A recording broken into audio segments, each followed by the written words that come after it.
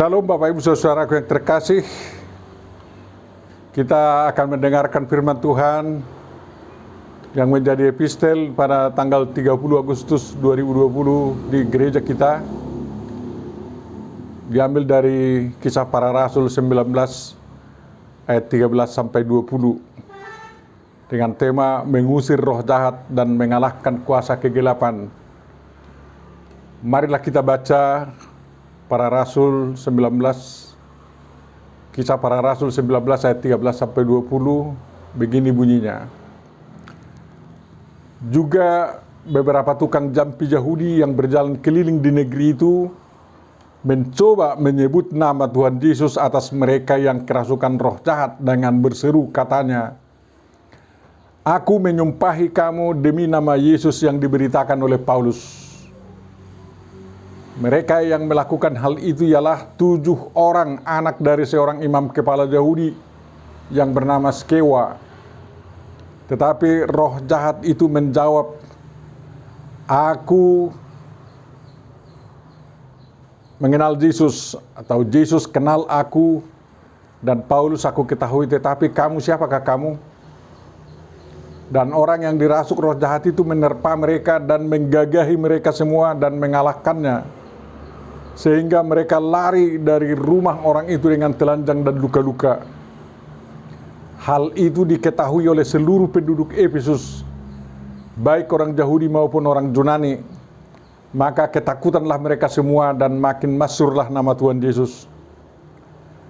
Banyak di antara mereka yang telah menjadi percaya datang dan mengaku di muka umum bahwa mereka pernah turut melakukan perbuatan-perbuatan seperti itu. Banyak juga di antara mereka yang pernah melakukan sihir, mengumpulkan kitab-kitabnya lalu membakarnya di depan mata semua orang. Nilai kitab-kitab itu ditaksir 50.000 uang perak. Dengan jalan ini maka makin tersiarlah firman Tuhan dan makin berkuasa. Demikian firman Tuhan yang akan kita renungkan. Kiranya damai sejahtera Allah yang melampaui segala akal budi manusia memelihara hati dan pikiran kita dalam merenungkan dan memahami firman-Nya ini. Amin. Berbahagialah kita yang mendengarkan, memelihara dan melakukan firman Tuhan. Amin, saudaraku. Beberapa hal yang perlu diketahui untuk menguatkan iman pengikut Yesus Kristus berdasarkan atau untuk memahami firman Tuhan yang kita telah baca tadi. Yang pertama, dalam kesaksian kitab-kitab Injil dikatakan bahwa Yesus Kristus mengusir roh-roh jahat atau mengusir setan. Baca Markus 1 ayat 39, Matius 12 ayat 28. Serta melawan tuduhan-tuduhan bahwa dia seorang yang kerasukan setan. Baca Markus 3 ayat 30. Yohanes 8 ayat 49. Roh jahat adalah terjemahan dari to akatarton pneuma, dan dalam bahasa Batak diterjemahkan todinahodar. Dalam terjemahan Alkitab lainnya disebut roh najis, unclean spirit. Dalam bahasa Latin immundus spiritus. Dan terjemahan lama kitab suci kita menerjemahkannya dengan setan. Matius 10 ayat 1, 12 ayat 43, Markus 1 ayat 23, 26, 27, Markus 3 11 ayat 30, Markus 5 ayat 8 dan lain-lain. Roh jahat itu banyak. Dalam Injil tidak disebutkan adanya roh baik atau roh suci, katarton pneuma, yang gentayangan dan merasuk manusia. Satu-satunya roh yang baik adalah roh Tuhan atau Roh Kudus yang dikatakan dapat menghinggapi atau merasuk manusia. Sedangkan kata setan yang asal katanya dari bahasa Ibrani satan, yang artinya lawan, sering dipakai sebagai terjemahan dari kata Yunani daimonia Terjemahan lainnya untuk daimonia dalam terjemahan Injil dalam bahasa Batak, sibolis, Jerman Teufel, Inggris devils atau demon, Latin demonia. Ada juga menerjemahkannya dengan roh jahat, misalnya ILT 3. Mari kita baca Matius 7 ayat 22, 8 ayat 16, 8 28, 8 31, 9 ayat 32, 33, 34, Matius 10 ayat 8 dan Markus 1 ayat 34, 39, Lukas 4 ayat 35, Yohanes 7 ayat 20 dan lain-lain.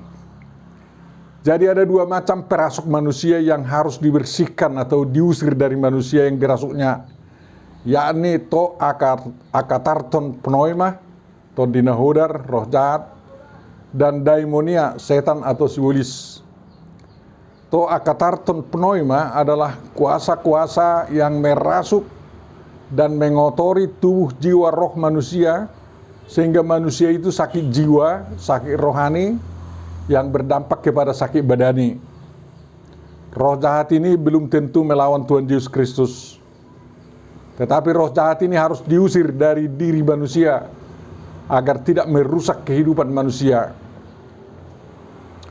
Daimonia adalah kuasa-kuasa yang merasuk diri manusia, yang bukan hanya menyakiti diri manusia, melainkan juga mengadakan perlawanan kepada Tuhan Yesus Kristus, melawan kedatangan kerajaan surgawi yang dibawa oleh Tuhan Yesus Kristus.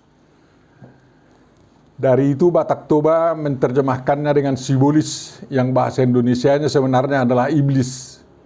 Tetapi dalam terjemahan Injil, daimonia tidak diterjemahkan dengan iblis, yang mungkin karena daimonia dianggap terhitung sebagai pasukan-pasukan iblis. Jenis yang ketiga yang harus diusir dari diri manusia karena terhitung juga sebagai setan adalah isi otak manusia yang menyangkal Tuhan Yesus Kristus, bahkan berusaha terus melenyapkan Tuhan Yesus Kristus dari kehidupan umat manusia. Setan semacam ini merusak dan menyakiti akal sehat dan rohani sehat manusia. Setan-setan semacam ini terus giat bekerja pada masa pelayanan Yesus di bumi, dan puncaknya kita lihat pada penyaliban Yesus Kristus, dan terus beranak pinak sampai sekarang membanjiri dunia dalam rupa komunisme, ateisme, humanisme ateistis, sains ateistik, animisme modern, agama atau paham antikristus. Setan ini terkategori sebagai setan yang sangat sulit diusir dari diri manusia, dan tergolong sebagai apa yang dikatakan dalam Matius 17 ayat 21, jenis atau setan ini tidak dapat diusir kecuali dengan berdoa dan berpuasa. Bandingkan Markus 6 ayat 46.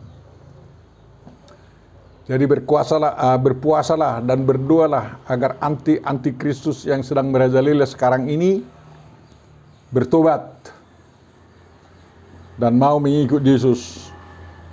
Poin yang kedua adalah dalam pelayanannya Tuhan Yesus Kristus sewaktu masih hidup sebagai manusia di bumi, bekerja untuk membebaskan manusia dari belenggu kuasa iblis, dari belenggu setan, belenggu roh jahat, dan kuasa-kuasa dunia yang merusak tubuh dan jiwa roh manusia. Kita tahu iblis yang menggoda atau mencobai Yesus dikalahkan. Baca Markus 1 ayat 12 sampai 13, Matius 4 ayat 1 sampai 11, dan Lukas 4 ayat 1 sampai 13. Diberitakan juga Yesus mengusir roh jahat dari diri orang yang dirasuki roh jahat tersebut. Markus 1 ayat 21 sampai 28, Markus 3 11, Markus 5 ayat 1 sampai 20 dan sejajarnya, Markus 7 ayat 24 sampai 19 dan sejajarnya, Markus 9 ayat 14 sampai 29 dan sejajarnya, Lukas 7 ayat 21, 8 ayat 2 dan ayat 29 dan lain-lain. Juga diberitakan Yesus mengusir setan yang merasuk diri manusia. Baca Matius 8 ayat 16 dan sejajarnya, Matius 8 ayat 28 sampai 34 dan sejajarnya, Matius 9 ayat 32 sampai 34 dan sejajarnya, Matius 12 ayat 22, Markus 15 ayat 21 sampai 28, Lukas 4 ayat 41, dan Markus 3 ayat 22 sampai 27 sejajarnya, dan Lukas 13 ayat 22. Membaca perikop-perikop ini dalam Injil sinoptis, sering dalam satu Injil dikatakan to akatarton pneuma yang diusir oleh Tuhan Yesus Kristus, dan di Injil yang lain dikategorikan sebagai setan. Jadi sering dianggap daimonia itu adalah to akatarton pneuma. Roh najis itu termasuk setan. Tapi dalam bahasa Yunani itu dibedakan dalam dua kata, to akatarton pneuma, roh jahat, dan daimonia sebagai setan, demon. Jadi kita harus perhatikan itu. Poin yang ketiga, Tuhan Yesus Kristus menyuruh para muridnya untuk memberitakan Injil, dan dalam pelaksanaan tugas itu mereka juga disuruh untuk mengusir roh jahat ataupun setan. Sewaktu Tuhan Yesus menyuruh ke-12 muridnya dan mengutus mereka pergi berdua-dua, Yesus memberi kuasa mengusir roh-roh jahat kepada mereka. Markus 6 ayat 7, Matius 10 ayat 1. Yesus memerintahkan mereka untuk mengusir setan-setan. Matius 10 ayat 8. Setelah mereka diberi kuasa mengusir setan-setan. Markus 3 ayat 14, Lukas 9 ayat 1. Para murid Yesus mematuhi perintah itu dan mereka mengusir banyak setan. Baca Markus 6 ayat 12. Ini sewaktu para murid masih bersama Yesus Kristus di bumi. Demikian juga 70 murid yang disuruh Yesus memberitakan Injil. Mereka juga dimampukan untuk mengusir dan menaklukkan setan-setan. Mereka melapor sewaktu mereka kembali, Tuhan, juga setan-setan takluk kepada kami demi nama-Mu. Baca Lukas 10 ayat 17. Tetapi bukan hanya kesuksesan yang dialami oleh murid Yesus, melainkan juga kegagalan mengusir roh jahat atau setan. Yesus bisa mengusir roh jahat dari seorang anak yang bisu dan dirasuk roh itu dari sejak masa kecilnya. Tetapi murid Yesus tidak bisa. Lalu mereka mengeluhkan, mengapa kami tidak dapat mengusir roh itu? Kata mereka kepada Yesus, Markus 9 ayat 14 sampai 29. Jawab Yesus, jenis ini tidak dapat diusir kecuali dengan doa. Markus 9 ayat 29. Sewaktu para murid Yesus menjalankan tugasnya, mereka melihat bahwa seorang yang bukan pengikut Yesus dan murid-muridnya mengusir setan demi nama Yesus Kristus. Yesus tidak mempersoalkannya dan mengajak muridnya juga tidak mempersoalkannya dan tidak mencegahnya. Menurut Yesus Kristus, sebab tidak seorang pun yang telah mengadakan mujizat demi namaku dapat seketika itu juga mengumpat aku. Barang siapa tidak melawan kita, ia ada di pihak kita. Markus 9, 38 sampai 40. Jadi orang yang bukan bagian barisan murid Yesus ini bisa mengusir setan karena memang percaya dan bulat-bulat mempergunakan nama Tuhan Yesus untuk mengusir setan, sehingga kuasa Yesus bisa bekerja juga melalui orang yang di luar pengikut Yesus, apabila orang itu memang betul-betul sungguh memanggil Yesus untuk membantu mengusir setan atau roh jahat dari seseorang. Sewaktu Yesus mengutus para muridnya memberitakan Injil kepada mereka, kepada segala makhluk, dan menjadikan semua bangsa murid Yesus, serta mengajar mereka melakukan apa yang diajarkan oleh Yesus Kristus kepada mereka, Yesus Kristus membekali para muridnya dengan tanda-tanda yang akan menyertai mereka. Salah satu dari tanda itu adalah kemampuan mengusir setan-setan demi nama Yesus Kristus. Bandingkan Markus 16 ayat 17. Dalam Kisah Para Rasul diberitakan bahwa melalui pelayanan Filipus, salah satu murid Yesus Kristus, roh-roh jahat keluar dari banyak orang yang kerasukan roh jahat dengan bersuara keras. Ini Kisah 8 ayat 7. Dan lalu sebelum ayat perikop kita diberitakan, sapu tangan atau kain yang pernah dipakai oleh apostol Paulus bila diletakkan ke tubuh orang yang dirasuk roh jahat, juga dikatakan mampu mengeluarkan roh jahat itu dari diri orang yang dirasuk setan atau roh jahat tersebut. Kisah 19 ayat 12. Jadi bukan soal kesaktian ini, tetapi soal orang percaya seperti Rasul Paulus dimampukan menyalurkan kuasa Tuhan Yesus Kristus yang sudah ada di sorga untuk mengusir roh jahat. Paulus tidak ada bedanya dengan kita sekarang juga. Kita bisa mengusir roh jahat. Para pendeta HKI dilatih juga untuk mengusir roh jahat. Poin yang keempat, dalam perikop yang menjadi dasar renungan kita hari ini, yakni kisah 19 ayat 13 sampai 20, ada tukang jampi Yahudi, 7 orang anak-anak Skewa. Skewa ini adalah imam kepala Yahudi. Mereka mencoba mengusir roh jahat dengan menyebut nama Tuhan Yesus, tetapi mereka ditertawakan, diejek oleh roh jahat yang rasuk. Jampi-jampi mereka tidak mempan mengusir setan, walaupun jampi-jampi itu dicampur aduk dengan kalimat, "Aku menyumpahi kamu demi nama Yesus yang diberitakan oleh Paulus." Kata-kata ini tak bermakna dari mulut mereka. Di mana letak kegagalan mereka? Padahal mereka adalah anak-anak pejabat tinggi agama.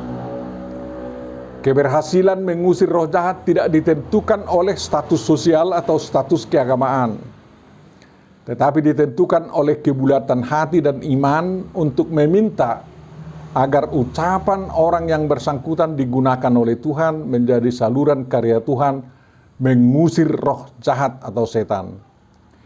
Kewibawaan pengusir roh jahat, pengusir setan harus berasal dari Tuhan Yesus Kristus. Kalau tidak demikian, maka roh jahat atau setan tentu saja mentertawakan sang pengusir roh jahat atau setan tersebut. Bahkan sering roh jahat atau setan itu mengerjai orang yang mempermainkan mereka dengan jampi-jampi mereka.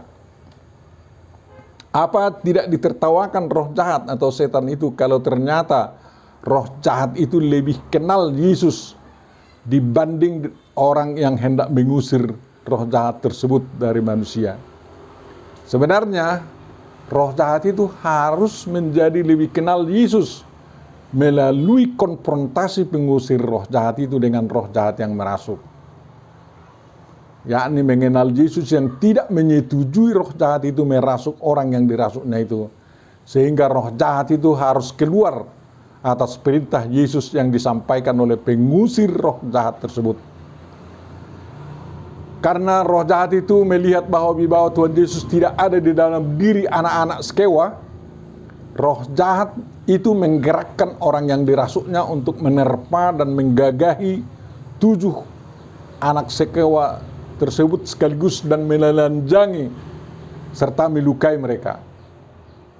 Jadi hati-hati juga bermain dengan roh jahat. Tapi kita tidak perlu gentar. Anak-anak Skewa itu lari terbirit-birit dari rumah tempat orang yang dirasuk roh jahat tersebut berada. Kita tidak perlu lari seperti selaku pengikut Yesus yang setia dan yang beriman. Tentu saja 7 anak Skewa ini sangat dipermalukan oleh roh jahat tersebut.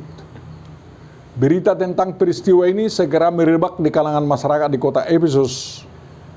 Berita itu cepat tersiar karena yang ditelanjangi dan dilukai roh jahat itu adalah putra-putra pembesar agama. Ini sangat berbanding terbalik dengan peristiwa yang terjadi oleh wibawa Tuhan Yesus Kristus yang ditunjukkan oleh apostol Paulus melalui pelayanannya. Bukan hanya kata-kata Paulus yang dapat mengalahkan dan mengusir roh jahat dari manusia, tetapi sapu tangan maupun kain yang pernah dipakai Paulus saja mampu mengusir roh jahat. Kisah 19 ayat 11. Dari peristiwa-peristiwa tersebut, orang berkesimpulan bahwa nama Yesus tidak boleh asal dipasang dalam jampi-jampi, tetapi nama Yesus sangat berkekuatan apabila digunakan oleh mulut para pengikutnya yang beriman kepadanya. Peristiwa-peristiwa yang sangat kontras ini membuat orang ketakutan dan nama Yesus makin sangat termasyhur di tengah-tengah masyarakat atau penduduk kota Efesus. Banyak pendeta yang takut melakukan pengusiran roh jahat apabila ditemuinya seorang yang dirasuk oleh roh jahat. Ketakutan pertama bahwa dia akan dipermalukan, dan ketakutan kedua kalau dia gagal maka akan menjadi pendeta yang akan dipermalukan oleh masyarakat sebagai orang yang tidak kuat iman. Ini banyak penghalang, dan penghalang ini harus diterobos oleh pendeta yang mengusir roh jahat. Untuk menerobosnya, dia harus juga kalau perlu saling minta bantuan dengan sesamanya pendeta untuk saling berdoa. Demikian dalam praktik yang saya lakukan. Kalau ada di tempat yang jauh yang dirasuk oleh roh jahat, sang pendeta menelepon saya, dan saya dari jauh melalui telepon harus saling menguatkan dengan pendeta tersebut. Dan pendeta tersebut di tempat melakukan apa yang saya katakan sambil berdoa dan sambil mengerjakan pekerjaan. Dan semuanya berhasil untuk mengusir roh jahat. Jadi Tuhan Yesus berkekuatan juga mengusir roh jahat sekarang melalui hamba-hambanya. Jangan ada yang meragukannya. Poin yang kelima, dampak peristiwa di Efesus, yakni peristiwa berhasilnya pengusiran roh jahat oleh Rasul Paulus demi nama Yesus, dan peristiwa gagalnya anak-anak Skewa mengusir roh jahat walaupun menggunakan nama Yesus. Banyak penduduk Efesus yang menjadi percaya kepada Yesus Kristus. Setelah mereka percaya pada Yesus, mereka juga dapat mengusir roh jahat. Mereka menyadari bahwa jampi-jampi dan sihir mereka menjadi sama sekali tidak mujarab dan tidak berguna lagi. Kuasa Yesus lebih berkuasa dan lebih mujarab dari segala ilmu yang mereka pelajari dari kitab-kitab jampi dan kitab sihir mereka. Lalu dengan penuh kesadaran, para mantan penyihir dan pengusir roh jahat ala jampi-jampi ini mengumpulkan kitab-kitab jampi dan sihir itu yang banyaknya hingga 50.000 uang perak. Mungkin itu sudah 50 juta rupiah lah sekarang ini. Untuk dibakar. Maksudnya agar tidak ada lagi yang akan digunakan orang-orang yang ingin belajar okultisme ala agama-agama kuno. Dan praktek okultisme itu akan hilang dengan sendirinya. Tindakan ini pasti merupakan tindak lanjut daripada emosional iman orang-orang yang mengenal dan mempercayai Yesus Kristus. Tetapi tujuan mereka mulia, yakni agar firman Tuhan semakin tersiar dan semakin berkuasa. Inilah tujuan sepanjang masa daripada pekerjaan pemberitaan Injil yang diisi dengan pengusiran roh-roh jahat atau setan. Firman Tuhan tersiar dan diimani serta berkuasa atas hidup manusia dan melindungi manusia dari gangguan roh-roh jahat segala macam. Mari kita raih tujuan mulia ini, baik melalui pemberitaan Injil di rumah ibadah, di medsos seperti YouTube, Facebook, Twitter, email, messenger, pemberitaan Injil di jalan-jalan atau di mana saja pun. Itu bisa kita lakukan dengan penyertaan Tuhan. Poin yang keenam, di bawah Tuhan Yesus Kristus sangat nyata di tengah-tengah orang Batak Toba melalui kuasa Yesus Kristus yang menyertai kata dan perbuatan pendeta Dr. E.L. Nomensen di masa dia memberitakan Injil di kalangan kaum Batak animisme yang penuh dengan roh-roh gentayangan yang berusak kehidupan orang Batak Toba. Dr. Ingwer Ludwig Nomensen itu terkenal sebagai Rasul Batak karena kesuksesannya mentobatkan satu suku menjadi pengikut Yesus. Di zaman Nomensen banyak sekali orang Batak Toba yang berprofesi sebagai dukun, sebagai pemelihara bigu ganjang, sebagai panuturi atau pengatur roh-roh gentayangan, dan mereka bertobat mengaku bahwa mereka diperbudak oleh roh-roh jahat itu, lalu meninggalkan keyakinan dan profesi mereka setelah mereka mengenal Tuhan Yesus Kristus yang diberitakan misionaris, dan mereka yakin, dapat diyakinkan bahwa Tuhan Yesus Kristus mampu mengalahkan roh-roh jahat, dan Tuhan Yesus Kristus mampu menangkal semua roh jahat itu, mangisobut atau balas dendam kepada keturunan-keturunan para petobat tersebut. Itu terbukti sampai sekarang. Kalau ada misalnya roh jahat yang dipelihara oleh kakek moyang dulu mau merasuk sekarang ini, para pendeta berhasil mengadakan pemutusan agar roh jahat itu kembali ke tempatnya dan tidak mengganggu manusia lagi. Pada waktu itu pustaha-pustaha atau buku yang mereka anggap sebagai kitab suci oleh para dukun ini dikumpul dan dibakar di hadapan para misionaris. Atas kuasa Injil itu hampir 90% Tanah Batak bersih dari penyembahan roh jahat atau dari okultisme. Sampai sekarang gereja atau huria yang ada di Tanah Batak itu masih terus berjuang untuk menghancurkan sisa-sisa okultisme yang memang ada bahaya latennya. Karena masih kenyataan ini zaman sekarang bahwa apabila ada hal-hal yang tidak bisa dijawab melalui keyakinan Injili, orang bisa saja cepat lari kepada praktek okultisme, penyembahan roh-roh jahat. Misalnya sewaktu begitu sulit ditemukan jejak kapal Sinar Bangun yang tenggelam di Danau Toba, ada sebagian orang yang keluarganya ikut tenggelam bersama kapal itu mencari informasi tentang keluarganya dari dukun-dukun atau roh-roh gentayangan atau dari roh kakek moyang nenek mereka atau roh nenek moyang mereka. Tanah Batak Toba juga masih pernah digemparkan oleh isu begu ganjang. Bahkan warga satu kampung membunuh keluarga yang dituduh memelihara begu ganjang itu. Sampai sekarang masih ada pelaku pembunuhan ini yang berada di dalam penjara karena dianggap melanggar hukum. Jadi harus kuasa hukum, kuasa Kristus yang mengusir roh jahat dan mengalahkannya, jangan kuasa kekerasan. Semuanya itu merupakan bukti adanya bahaya laten pengaruh roh jahat di zaman modern sekarang ini. Gereja atau orang Kristen zaman now harus menunjukkan bahwa janji Yesus menyertai pengikutnya mengusir roh jahat masih berlaku dan memang masih berlaku. Mengusir roh jahat demi nama Tuhan Yesus sampai sekarang masih mujarab, berkuasa. Tugas orang percaya adalah melatih diri menjadi alat Tuhan dalam mengusir roh jahat. Latihan pertama dan utama adalah membuat firman Tuhan berkuasa atas diri orang yang akan mengusir roh jahat, yang akan mengusir setan. Dan firman Tuhan yang menguasai diri orang percaya itu akan menjadi kekuatan yang handal untuk mengusir roh jahat atau mengusir setan. Mari lakukan itu, jangan ragu. Poin yang ketujuh, seperti dikatakan di atas, roh jahat atau setan lawan Kristus yang paling harus dihadapi di zaman sekarang adalah isi otak manusia yang menyangkal dan melawan Tuhan Yesus Kristus. Roh antikristus adalah roh jahat atau setan yang terus gentayangan merongrong umat manusia zaman now.